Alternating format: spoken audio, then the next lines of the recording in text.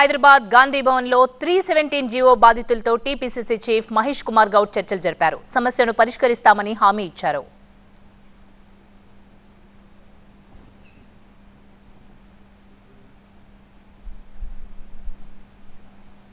అంతకుముందు గాంధీ భవన్ దగ్గర ఉద్రిక్త వాతావరణం నెలకొంది. కాంగ్రెస్ మేనిఫెస్టోలో ఇచ్చిన హామీని నెరవేర్చాలంటూ 317 జీవో బాధితులు ధర్నాకు దిగారు.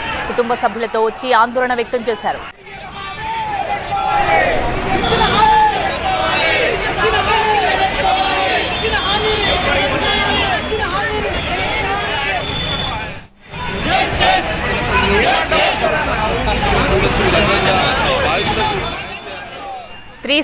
జీవోతో స్థానికత కోల్పోయి కుటుంబానికి దూరంగా బతుకుతున్నామని ఉపాధ్యాయులు వాపోయారు.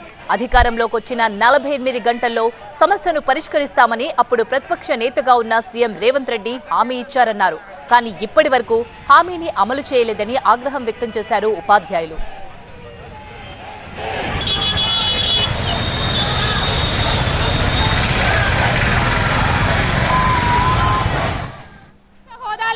సీఎం రేవంత్ రెడ్డి గారు అప్పుడు మాకేం చెప్పారంటే, ఇదే గాంధీ భవన్ సాక్షిగా మేము పాలనలోకి అధికారంలోకి వచ్చిన 48 గంటల్లోనే మీ సమస్యను పరిష్కరిస్తామని హామీ ఇవ్వడం జరిగింది.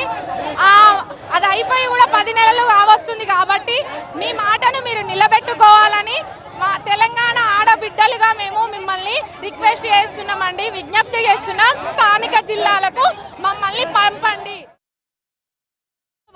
మేము ఏమంటున్నామంటే 317 ద్వారా ఎవరైతే లొకాలిటీని లాస్ అయ్యారో వాళ్ళని మళ్ళీ తిరిగి తీసుకురావాలని చెప్పి మేము సార్ని రిక్వెస్ట్ చేస్తున్నామండి. సార్ ఆల్రెడీ మాకు గాంధీ జయంతి రోజు 48 అవర్స్లో సాల్వ్ చేస్తామని చెప్పారు. కానీ ఇప్పటికి 48 అవర్స్ కాదు, 1 ఇయర్ అయిపోయింది. కానీ ఇప్పటికి ఇంకా సాల్వ్ కాలేదు. కమిటీ వేశారు, కమిటీ వేసి కూడా 8 మంత్స్ దాటిపోయింది. ఇంకా ఎటువంటి రిజల్ట్ లేదు. కాబట్టి ఈరోజు మేమందరం కూడా రోడ్ మీదకి వచ్చాము. గాంధీ భవన్ దగ్గర ఆందోళన చేస్తున్న ఉపాధ్యాయులతో టీపీసీసీ చీఫ్ మహేష్ కుమార్ గౌడ్ చర్చలు జరిపారు. ఒక్కో సమస్యను పరిష్కరిస్తున్నామని, 317 జీవో పైన దృష్టి సారిస్తామని టీచర్లకు నచ్చజెప్పారు మహేష్ కుమార్ గౌడ్. ఈ చర్చల్లో మంత్రులు కొండా సురేఖ, పొన్నం ప్రభాకర్ పాల్గొన్నారు. ఒకటికి 2 మార్లు ముఖ్యమంత్రి గారు చెప్పడం జరిగింది, ఈ సమస్యని మనం తీర్చాల్సిన బాధ్యత ఉంది మన మీద అనేది. అది ఏ రకంగా అవుతుంది, దాంట్లో ఏ రకమైనటువంటి మార్పులు చేర్పులు చేయాలి, ఎప్పటిలో చేయాలని డెఫినెట్గా ఉంది. వెనక ముందు కానీ ఈ సమస్యకి వీలైనంత త్వరగా సమస్య పరిష్కారం చూసేస్తారు.